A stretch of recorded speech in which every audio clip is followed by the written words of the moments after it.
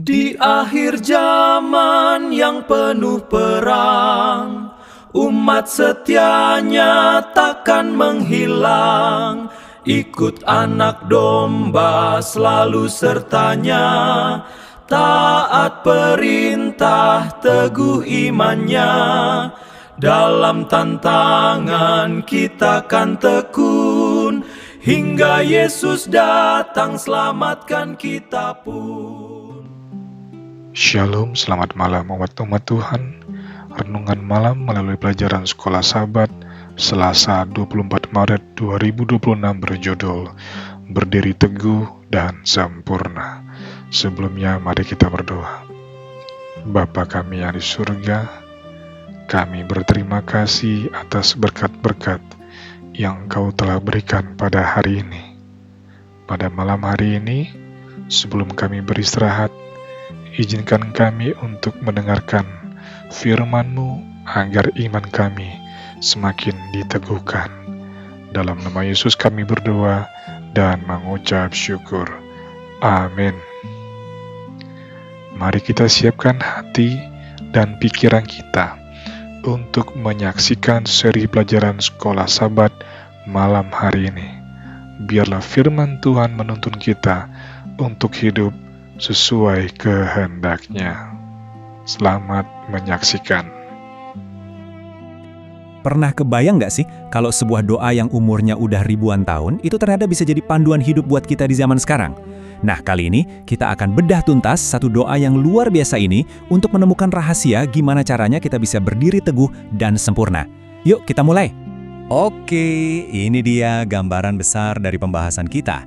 Kita akan mulai dari kenapa fokus itu penting, terus kita dalamin doa untuk jemaat di Kolose, kita bedah 4 pilar keteguhan, kita coba pahami apa itu kehendak Tuhan, dan terakhir kita tarik kesimpulannya. Pertama-tama, yuk kita ngobrolin soal fokus. Coba deh kita pikirin semua hal yang berarti, entah itu karir, keluarga, atau iman, pasti butuh tujuan yang jelas kan? Tanpa fokus, ya kita cuma bakal muter-muter di tempat, nggak akan kemana-mana. Rasul Paulus punya gambaran yang pas banget soal ini. Lihat deh kutipannya. Dia itu ngelihat hidupnya kayak seorang pelari yang matanya cuma tertuju ke garis finish. Fokus yang kayak gini nih yang jadi bahan bakar dia buat melayani dan menyebarkan Injil. Ini bukti nyata betapa kuatnya kalau kita punya tujuan yang jelas. Nah sekarang, dari ide umum soal fokus, kita akan masuk sebuah studi kasus yang spesifik banget. Kita bakal lihat sebuah doa yang dipanjatkan oleh seseorang bernama Epafras untuk komunitas yang benar-benar dia sayangi. Jadi, siapa sih Epafras ini? Dia bukan sekedar nama loh. Dia itu rekan kerjanya Paulus, orang yang pertama kali bawa Injil ke Kolose. Dan hatinya itu benar-benar peduli banget sama jemaat di sana. Juga yang di Laodikia dan Hierapolis. Kepeduliannya yang dalam inilah yang bikin doanya jadi sangat spesifik dan penuh kuasa. Dan inilah inti dari semua pembahasan kita. Doa dari Epafras, berdiri teguh, dewasa atau sempurna, dan berkeyakinan penuh. 3 frasa yang kelihatannya sederhana, tapi sebenarnya ini adalah pilar-pilar yang super kokoh untuk kehidupan iman kita. Sekarang, mari kita bongkar satu persatu. Oke, sekarang kita selam lebih dalam lagi. Kita akan pecah doa Epafras ini menjadi 4 komponen utama, 4 pilar yang bisa menopang kehidupan iman yang kokoh. Siap? Pilar yang pertama adalah berdiri. Ini bukan cuma soal postur tubuh ya, maksudnya adalah berdiri kokoh, nggak tergoyahkan, apalagi pas lagi menghadapi tantangan. Rasul Paulus juga pakai kata yang sama di Efesus 6 waktu ngomongin soal peperangan rohani.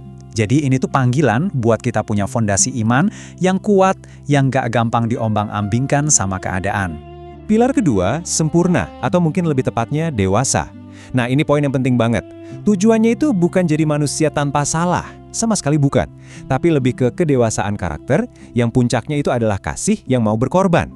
Ini adalah sebuah proses pertumbuhan seumur hidup, bukan tujuan akhir yang berhenti di satu titik. Lanjut, pilar ketiga, lengkap. Wah ini kata yang kuat banget.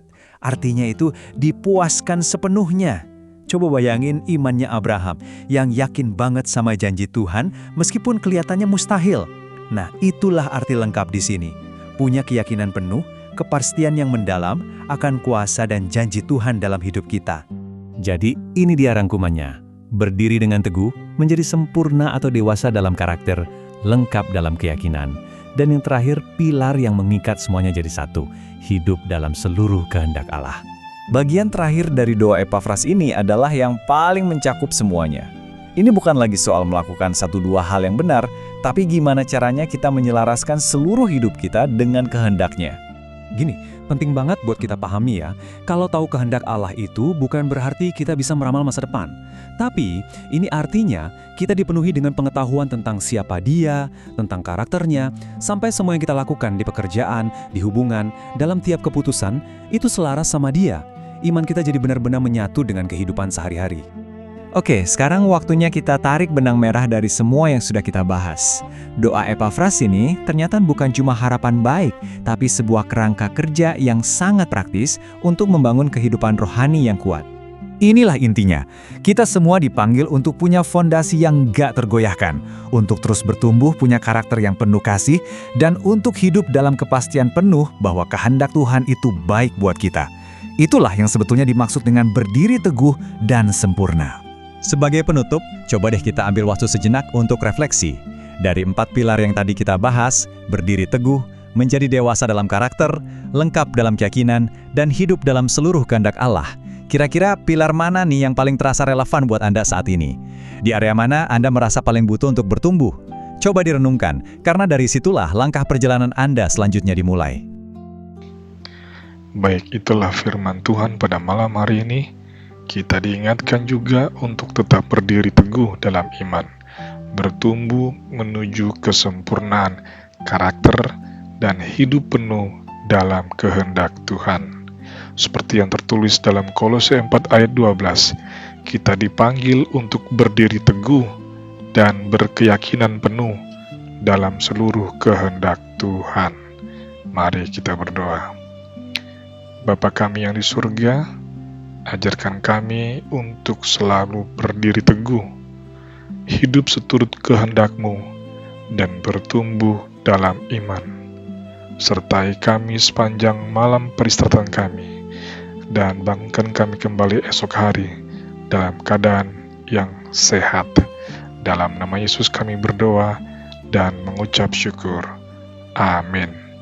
Selamat beristirahat dalam damai Tuhan. Tuhan memberkati kita semuanya.